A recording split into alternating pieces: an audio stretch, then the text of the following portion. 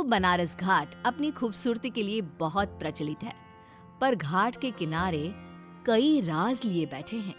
ये कहानी शुरू होती है बनारस के घाट के पास बने ममता निवास से, जहाँ प्रिया लाल जोड़े में ममता के घर उसकी बहू बनकर आती है। आओ आओ बहू, घर को अपने पैरों से पवित्र करो। ममता घर की दहलीज पार कर ही रही होती है कि अचानक एक बहुत गंदी सी बास पूरे घर में फैल जाती है।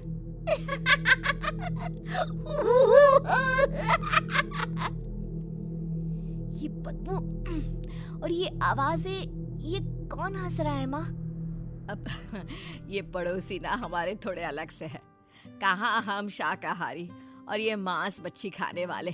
छोड़, तू ध्यान मत दे और गृह प्रवेश कर।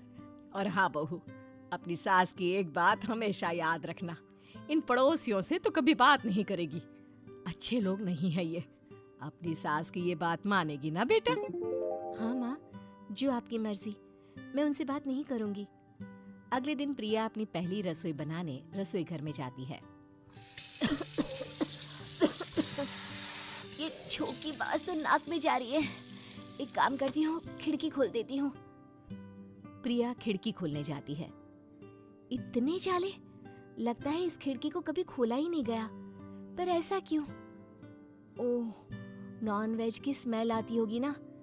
2 मिनट के लिए खोल लेती हूँ, फिर बंद कर दूंगी। प्रिया खिड़की खोलती है। खिड़की खोलते ही उसकी नजर सामने वाले घर की खिड़की पर पड़ती है, जहाँ एक लड़की खड़ी होती है, हाथों में मेहंदी, लाल रंग की साड़ी, बिल्कुल सजी धजी, मानो प्रिया की तरह ही वो भी नई नवेली बहू हो। वो प्रिया को देखकर मुस्कुराती है। हे भगवान, माँ ने तो इनसे बात करने को मना किया था। प्रिया फौरन ही खिड़की बंद कर देती है और तवे पर चढ़े रोटी की ओर देखने लगती है, पर वहाँ रोटी न होकर मछली पड़ी होती है। ये क्या? पहली ही रसोई में इतनी बड़ी गलती। हे भगवान, अब मैं क्या करूं? प्रिया बहुत डर जाती है और फौरन रसोई की सफाई करने और फिर सभी के लिए खाना बनाने लग जाती है। जब वो सबको खाना परोसती है, सब तो ठीक है, मैं बेकार में चिंता कर रही थी। हे भगवान, ऐसे ही बस अपनी कृपा बनाए रखना। रात के वक्त जब सब सो रहे होते हैं, तब प्रिया को पायल की आवाज सुनाई देती है, जिससे उसकी आंख खुल जाती है। ये पायल की आवाज कहाँ से आ रही है? प्रिया उठकर उस आवाज के पीछे छत की सीढ़ियों तक जाती है। तभी उसे बच्चे के रोने की आवाज आती है। प्रिया छत पर जाती है तो क्या देखती है? वही लाल साड़ी वाली लड़की अपनी गोद में एक नवजात बच्चे को घुमा घुमा कर सुला रही है। तभी प्रिया की नजर उसके पेट पर पड़ती है। ओह गॉड, ये तो प्रेग्नेंट भी है। सुनिए, बच्चा सो नहीं रहा है क्या? मैं कुछ मदद करूं? नहीं नहीं, आपके घर वालों को अच्छा नहीं लगेगा, मैं संभाल लूंगी।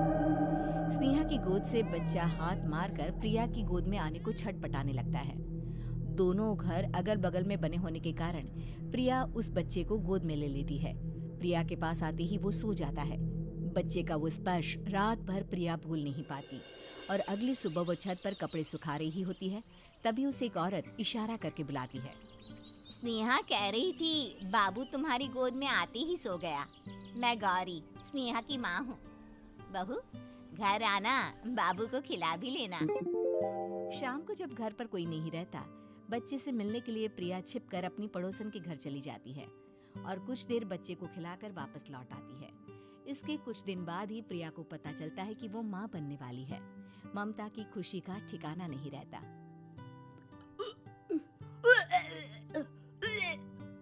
माँ जी, पता नहीं क्यों उल्टी आ रही है। प्रिया भागती हुई वॉशरूम में जाती है तो हरे और लाल रंग की उल्टी करती है। उस उल्टी में से कीड़े निकलते हैं। ये क्या? खून और ये कीड़े! माँ! माँ! प्रिया की आवाज सुनकर ममता दौड़ कर आती है, पर बेसिन में कुछ नहीं होता। प्रिया हक्की बक्की रह जाती है। ये सब क्या हो रहा है? प्रिया घबरा जाती है और अपने कमरे में जाकर सो जाती है। डर के कारण वो इतनी थक जाती है कि उसकी आंख लग जाती है। तब उसे ऐसा लगता है उसके पेट पर मानो कोई बैठा हुआ हो। कौन हो? प्रिया के पेट पर एक 5 महीने की बच्ची बैठी हुई थी, जो बुरी तरह जली हुई थी। माँ, तुम ही मुझे लाई ना अपने पेट में? मैं तुम्हारी माँ नहीं हूँ। कौन हो तुम? माँ, देखो मैं जल गई बुरी तरह से।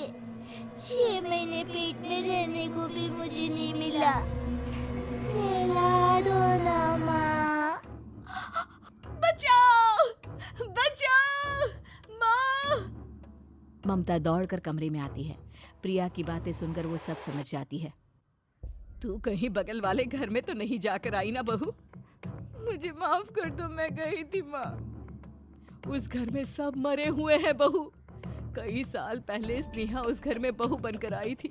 कुछ ही दिन में वो एक बच्चे को जन्म देने वाली थी।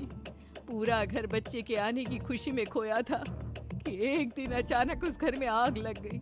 सब बुरी तरह जलकर मर गए। गौरी आज भी दादी बनने का इंतजार कर रही है और इसीलिए स्नेहा ने अपना अजन्मा बच्चा तुम्हारी कोख में डाल दिया। ममता ये कह रही होती है कि पीछे से उसके पैरों को एक बच्चा पकड़ लेता है। दादी, दादी। माँ, स्नेहा की गोद में यही बच्चा था। ये बच्चा कौन है फिर? तेरी मौत है।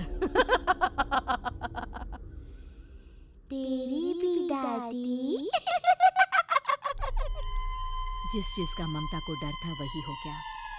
ममता निवास के ऊपर मौत ने चादर बिछा दी थी।